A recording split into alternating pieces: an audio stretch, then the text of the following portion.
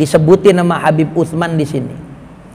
Maka jika hendak bersuci daripadanya, maka jangan dikobok. Air ngomongin air sedikit deh.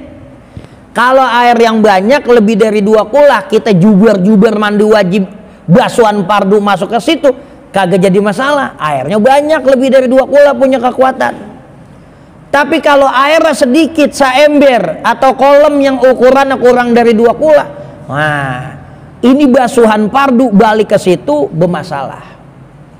Ada air saember datang wudhu kita mau kobok. Makanya kata Nabi apa? Apabila salah seorang kalian idza bata ahadukum fala yagmis yadahu, apabila salah seorang kalian tidur, maka begitu dia bangun jangan dia kobok air yang dia mau pakai buat wudhu. Kalau emang airnya itu air yang sedikit. Kenapa? Boleh jadi nih tangan ngayab, boleh jadi nih tangan kemana-mana, ya enggak? Boleh jadi tuh tangan kita ngobil dubur, kemana aja kita nggak tahu nih. Ada orang yang kagak percaya sama hadits Nabi, kagak mungkin tangan aneh kalau malam ngayab kemana-mana. Al Imam Ibnu Katsir dalam kitab Bidayah wan Nihaya nyeritain kisah ini. Ada orang yang protes sama hadits Nabi, mana mungkin tangan orang itu kalau malam ngayab ke duburnya, nggak mungkin. Allah takdirin itu orang begitu bangun tidur jari tengahnya ada di duburnya.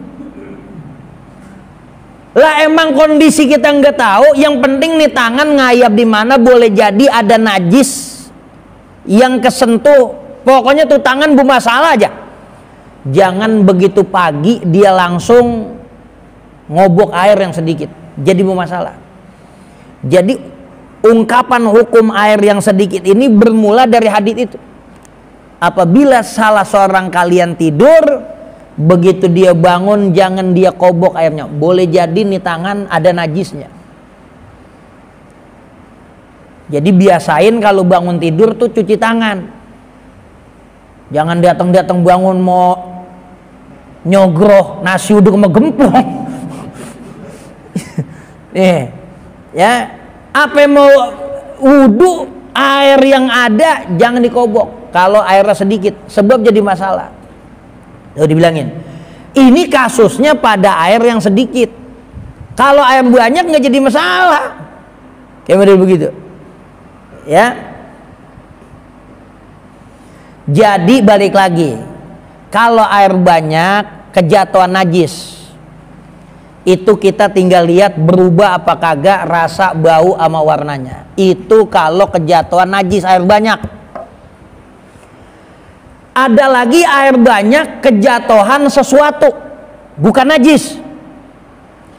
Ini air ini dikatakan masih suci manakala mencukupi 4 persyaratan. Ada air banyak jadi berubah. Perubahan pada air itu enggak dianggap masalah, enggak mengoyak status kemutlakan air itu kalau selamat dari 4 hal. Yang pertama, perubahan pada air itu bukan mukholid. Bukan mukholid. Mukholid ini apa? Mukholid ini perubahan pada air, ketika berubah tuh air kagak dipisahin lagi sama campuran itu. Sesuatu ini bukan najis, tapi nyebabin air itu berubah dan perubahannya itu nggak bisa dipisahin lagi. Kalau yang masih bisa dipisahin itu nggak apa-apa. Contohnya kayak minyak. Ada air kolam gede, gombangannya gede, kejatuhan minyak. Minyak kan bisa dipisahin. Walaupun berubah, kalau masih bisa dipisahin, itu air masih suci. Tapi kapan-kapan air itu kejatuhan sesuatu, walaupun benda suci, walaupun benda suci. Selama perubahan itu mukhalid, maka air itu jadi masalah. Ya, ada orang godog air segentong, tumen kejatuhan kacang hijau 2 plastik. Itu kacang hijau sama air yang digentong kita udah nggak bisa pisahin. Maka itu namanya perubahan mukhalid. Kalau mukhalid, air itu udah nggak suci. Baik air yang sedikit ataupun yang banyak, kejatuhan sesuatu yang suci. Kalau perubahan itu disebut perubahan mukhalid, udah kagak bisa dipisahin lagi. Air kita taruhin teh, begitu udah jadi teh, kita nggak bisa lagi pisahin air sama tehnya, maka itu disebut perubahan mukhalid. Kalau perubahannya mukhalid, air itu jadi rusak. Walaupun suci buat diminum doang, tapi untuk dipakai wudhu, mandi wajib sama ngilangin najis, dia nggak bisa, karena udah rusak dari nama kemutlakan air itu. Yang pertama, perubahan itu bukan mukhalid. Perubahan itu bukan mukhalid. Yang kedua,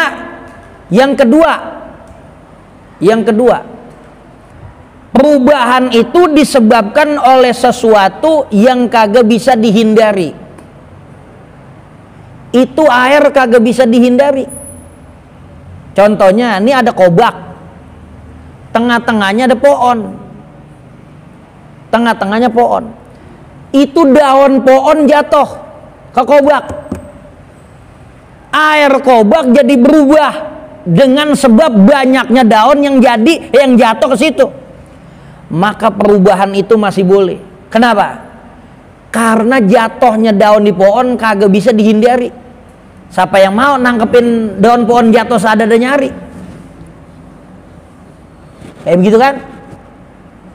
Yang kedua, perubahan pada air tersebut disebabkan oleh apa? Terlalu lamanya air di tempat itu, atau ada sesuatu yang sulit dihindari seperti lumut. Ini ada kobak, tanahnya tanah merah, karena kelamaan di situ airnya jadi merah, itu nggak jadi masalah. Karena apa? Perubahan itu disebabkan oleh tempat yang ada, jadi nggak jadi masalah. Atau ada lumutnya, kayak kolam yang kita punya di rumah, mau dia dari keramik, mau apalagi coran, yang cepet coran tuh, dia kelamaan lama-lama ada lumutnya, apa hijau. Karena perubahan itu disebabin sama sesuatu yang bukan kita taruhin. Emang yang naruhin lumut siapa? Kan emang datang sendiri. Karena dia bukan kita taruhin, emang ada sendiri, maka hukum perubahan air tersebut kagak jadi masalah. Inilah yang dikata bahwa air yang berubah, walaupun berubah masih bisa dikatakan air suci, mensucikan, kalau perubahannya tadi disebabkan oleh 4 hal. Ya, oleh 4 hal. Jadi walaupun berubah masih boleh. Yang keempat, perubahannya tidak kentara. Perubahannya tidak kentara. Kalau yang zohir masalah. Ada sesuatu ditaruhin za'faron, baunya berubah. Apa kita endus dikit aja nih, air belum nempel, baunya udah sangar banget. Maka itu air bermasalah. Cuman kalau kejatuhannya dikit, enggak terlalu ketahuan, enggak pahish, maka hukumnya boleh. Hukumnya boleh. Yang jadi masalah kejatuhan perubahannya terlalu kentara. Kayak ada air, kejatuhan teh dikit, berubah tuh mendikit doang. Kalau emang dikit nggak jadi masalah. Yang jadi masalah nih perubahannya banyak. Selain karena lumut atau tempatnya ya, yang benda datang, yang kita taruhin. Kalau apa berubahnya pahish, itu jadi masalah. Ada air kita taren tawas, karena tawas fungsinya buat normalin air, itu nggak jadi masalah. Ada air ditaren kaporit, kalau baunya nyengat banget itu masalah. Tapi ketika baunya udah hilang, maka air itu udah jadi suci lagi. Kan tadi babnya, air banyak kejatuhan sesuatu, begitu sesuatunya hilang jadi suci lagi. Ya, jadi kalau yang tadi tuh air banyak, boleh jadi dia ditambahin air lagi, bau, warna dan rasanya hilang jadi suci lagi. Kalau air banyak boleh jadi dikuras, cuman sisanya masih 2 kula, kagak ada bau, warna dan rasa yang berubah, jadi suci lagi. Atau hilang dengan sendirinya. Sehingga dalam kitab Zubad dikatakan, wa in binafsihin tapataghayyuru bil ma'ila za'faranin layat huru. Wa in binafsihin tapataghayyuru, kapan-kapan air yang banyak kejatuhan sesuatu dengan sendirinya berubah lagi, berbalik lagi, bau, warna dan rasanya hilang, maka dia jadi suci lagi. Bil ma'ila za'faranin layat huru, atau ditambahin air, berubah dengan sendirinya, atau ditambahin air, atau dikurangin, selama masih sisanya 2 kula maka suci. La za'faranin yathuru, beda dengan ditaren zat seperti za'faron. Karena begitu ditaren za'faron, baunya terlalu ekstrim. Karena bau terlalu ekstrim, ini bermasalah. Tapi kapan-kapan za'faronnya baunya udah hilang, maka jadi suci lagi. Itu terjadi pada air banyak. Jadi dengan kaidah ini kita bisa jawab bahwa air pam itu boleh. Itu kan air dari mana-mana dikumpulin di pejombongan sono, ya enggak? Nah, begitu dia pada kumpul, air najis macam-macam udah diolah, sehingga warna, bau dan rasanya udah nggak ada lagi tuh air macam-macam, dia udah neneb lagi bab air banyak, walaupun ditaruhin zat buat penguat itu, ketika baunya udah hilang maka boleh lagi. Ini yang dikata la kaza'faranin yathuru, ketika ditaren zat paron, ketika ditaren kaporit atau apa, begitu dia udah normal lagi, maka hukumnya jadi suci. Ya, jadi jangan kita lihat babnya bab yang masih baunya, kayak gitu. Kalau di bab air banyak, kalau dia udah berubah, berbalik lagi baunya hilang, itu dia udah jadi suci lagi. Ya, makanya nih penting banget ngomongin air. Sebelum ngomongin ibadah, sebelum ngomongin muamalah, apalagi si kawin mau bercerai, dalam kitab fikih ngomongin air dulu. Ya, sholat kan ditentukan sama wudhu. Ini sholat sama wudhu ada abang. Siapa yang wudhunya rapi, udah pasti sholatnya rapi. Kalau orang wudhunya rapi, sembayang rukunnya dijalanin, udah pasti. Ini wudhu menentukan. Yang menentukan sholat wudhu, selain rukun-rukun sholat kita kerjain. Lah yang menentukan sahnya wudhu lah air. Kalau emang kita wudhu pakai wudhu kan air. Kalau air bermasalah tuh semuanya ngembet tuh. Wudhunya kagak sah, mandi junubnya kagak sah, lah sholatnya lah apalagi.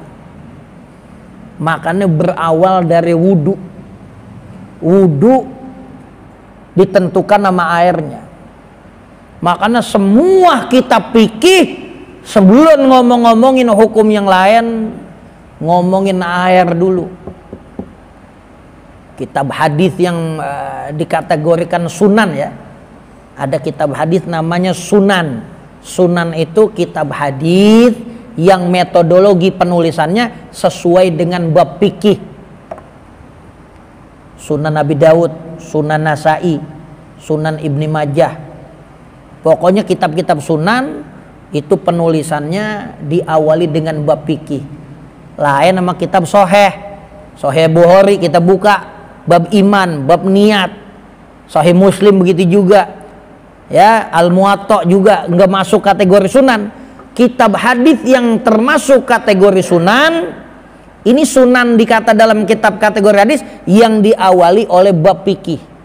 Bukan sunan yang ada di wilayah kita, sunan itu wali ya, bukan Sunan Kalijaga sama Sunan Bonang dan yang lain-lain, itu lain itu. Ya. Ini penting banget ngomongin air, apa dalam kitab fikih dibicarain air dulu. Kalau airnya bener, wudunya bener. Kalau wudunya bener, sholatnya bener, kalau rukunnya dijalanin. Makanya orang kalau wudunya ngomong itu begitu dia sembahyang dia nggak bisa jagain hatinya buat ngomong kemana-mana. Khusu'uka fil shalah biqadri khudu'ika fil wudu. Sejauh mana kita punya kekhusyuan dalam sholat, itu ditentuin bagaimana kita khudu dalam wudu. Kita konsentrasi dalam wudu. Kalau wudunya capak-cipuk, ngerti capak-cipuk? Terburu-buru, udah pasti sembahyang buru-buru. Udah pasti. Dari air nentuin sahnya wudu. Dari wudu nentuin bagaimana cara sembahyang kita. Tuh, itu nggak bisa dibohongin. Ya, sebagaimana mindset seorang muslim, dia jalanin hidup ini bener apa kagak ditentukan oleh akidah. Kalau akidahnya sahih, kerjaannya bakal bener. Begitu juga dalam bab ibadah, kalau airnya bener, wudunya bener, ibadahnya bener. Dua tuh. Ngomongin ibadah pengen bener, wudu sama airnya lihat.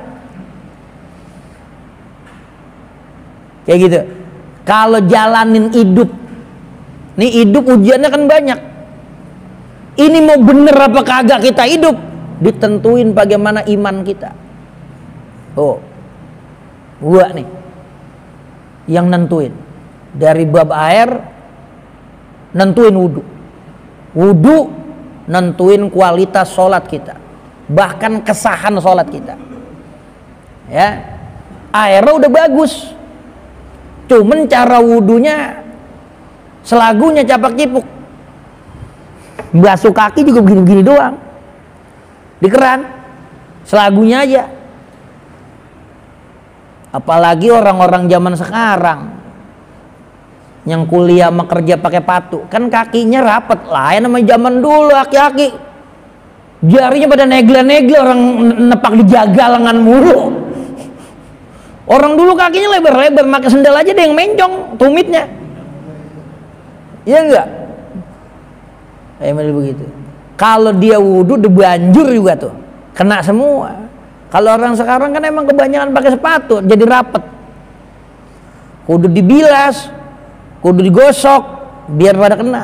Kalau wudunya kagak sempurna, udah pasti sholatnya kagak sempurna.